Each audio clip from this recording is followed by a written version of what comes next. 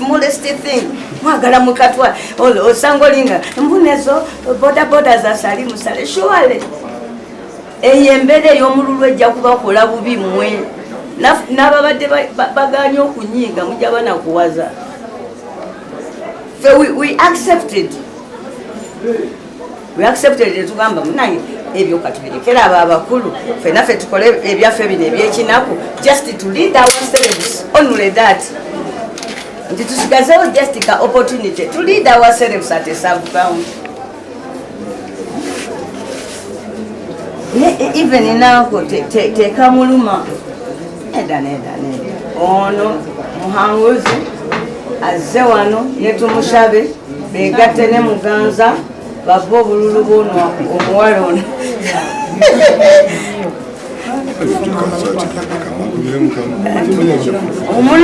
Omululu gujabata muzeyi yabatwatidde ekifo ekinene buno obufo obutono mbuleke mbawa amagezi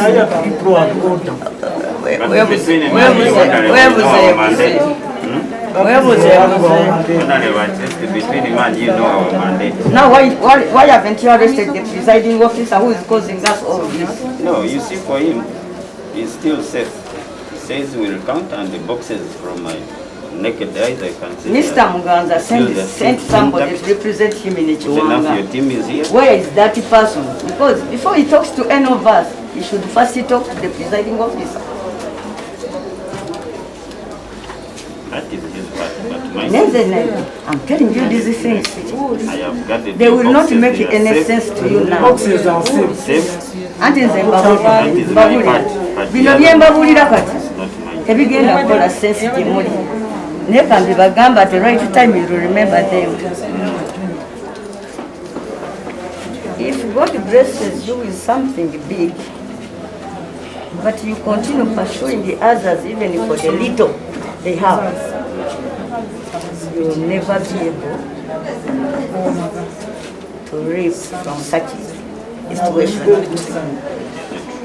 Mwatututekwa president tusidisi nina akafokwa wa kansala mbu kansala w'abakyala mu Kiwanga ne baleta wano nawe mwena mumyusize nnyo tambu muze wano kutwala kalulu ka muntu ya bamulonze ku kansala w'abakyala mu Kiwanga betowulira ensonyi nga ono Muhanguzi gwa assistant we Tushabe tawulira ku nsonyi fe tulina abapoliisi wano betulabye nga baludde mu poliisi bakyali basajenti namwe mutuleke be able to concede these smaller things to the public tulembe kugenda mu ntalo. But you know, if you want even the market store to belong to you, abantu bajja kwetamwa. Abamu kufe mutulabira wano tusiibeyo nga twegayirira abantu baleme kulwana. We have turned ourselves into peace corps. Netugamba abantu bana tetulwana. Kati bwe n'amayinja gaabo toliramu ensonyi okujja wano oyambe mu kubba akalulu k'omukazi okukiikirira abakazi banne wali mu Kiwanga tomanyi nayo gye njogera mwasuze ekiro muli kabokisako mukanyonyogera because you want to cheat a woman mbu yawangudde obwa kansala anti babayise timujja wano musiringako obubbi. Let me tell you, okuva we twazze wano twava gye twava ne twekansolinga ne tugamba we shall not cause any chaos at the Tale Center. Waliwo n'omusajja wamwe bamuyita Mujuni yansanga wali ku mulyango najjayo spray nansprayinga mu maaso bwati pepa nga ndaba omuntu alina dayi biri naye nga yaggula geeti kakati ngamba nebuuza ofiisi ow'amayinja 31 bw'aba yaggula geeti bwampisa obubi muloopa wani because awo nalisanzeewo kopolo nampisa obubi nengenda muloopa ewafaantu naleeta spray nanfuuyira maaso bwati ne bantwala paka mu ddwaliro mujuni anti ffe tubeebaza ne tugamba n'ebyo byonna twabiyiseemu naye ne tugamba tubalese katubasiime tebasobodde otukolera naye akati gwe muhanguza swala nti oli wano mwefungiza otandise n'okuleeta bandi bisitwalede jangu gojja okwata n'aboozi ate namba oze obadde wano bali mu bokisi kulabyawo ng'omugamba ne ngamba bange mukazi wattu goli powerful nange but our children will not be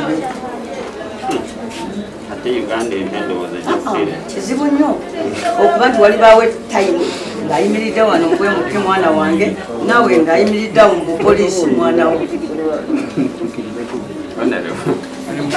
Let's give our children a good Uganda to inherit. So let them count. Still, reading elections is a very, very bad thing. There's no any reading here. See the seal.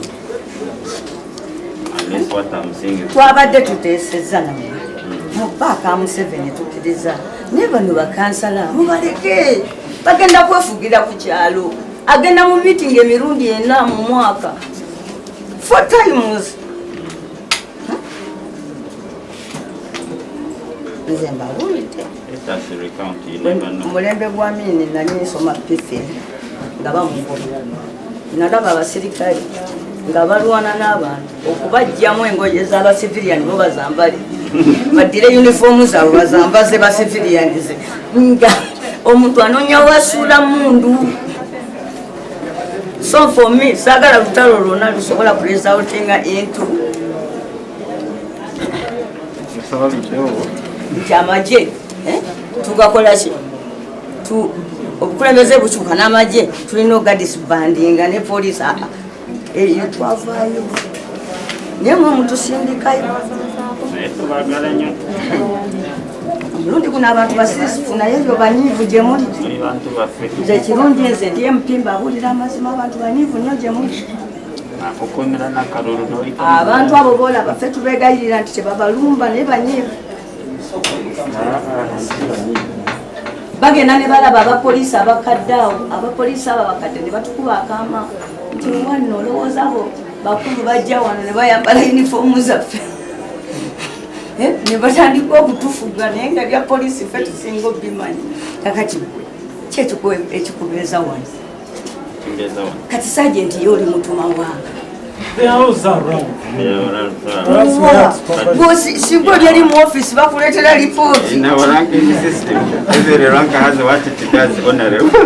era nzolaba nabazesize naye we baŋŋambye nti mmwe bamayinja muvuddeyo muli wano naye nga mbowani nange mayinja kambeera gyentudde nzijja wali babulire singa mumanyi okubala ebintu singa mwe mubbirayo ne kuba opposition ku bulungi at least ne babeera contented mu naye omuntu buli woli munyigereza ennyo n'asigaza option egi yakwerwanako hangozi a police officer with 3 stars is here to enforce kicking around order. Imagine what about that? Because the NRM people don't expect it to lose. When they lose, they must do all within their capacity to be declared the winners. And they know in you they have great friends. Sure. Yes. For us, you stand. You see this lady. You look at this lady. She's not standing against her colleague. We are standing against the state. Obera wonga Uganda jovuganya na owa police ali biased already against you. Returning officer ali biased against you. Really lucky. All the government institutions, just because in Bomolo, yes, in Baokubera Kansala Wabachala, all the government institutions are being invited to converge.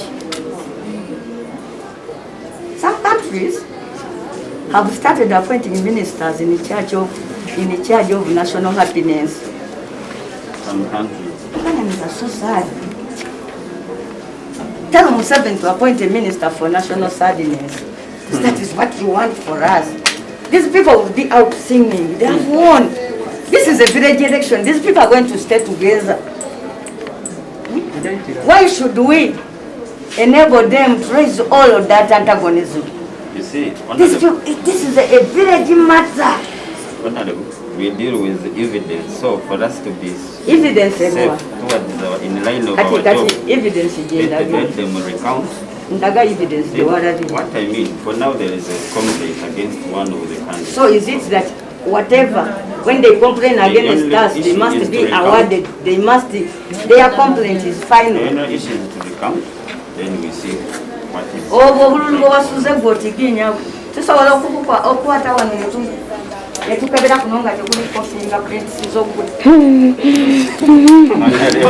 we just come.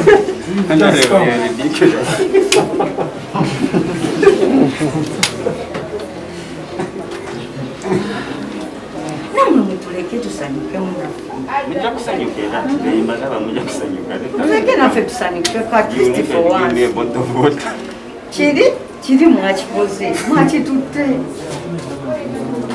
neyabadde nyini kyo ne mumusiba nemugenda nemulemera nemumaka ge nemukozesa toileti ze yasasule wotabirwa enene kubanga mwemukampinze ewuwe omuntu bwakusiba ate nanga takuwa mmere musiba otekwa omufiidenga tusirise tugumidde ekinene nanakana akatono mulingiza. Tell these people nti mututawanya mujja tusikulira empiri. Maybe one of the reasons these people are not out rioting is because they have hope in these small positions. Ako kafe. Muganza taliiwo. Mpagenze kumpandiikira bbaluwa. Muganza. Bano abantu b'NRM bagambe bannange katugumire ku kinene etwatutte muzeeyi anakuwa obwa assistant RDC oba kaada mu ofisi yaki ya RDC abitaka. No,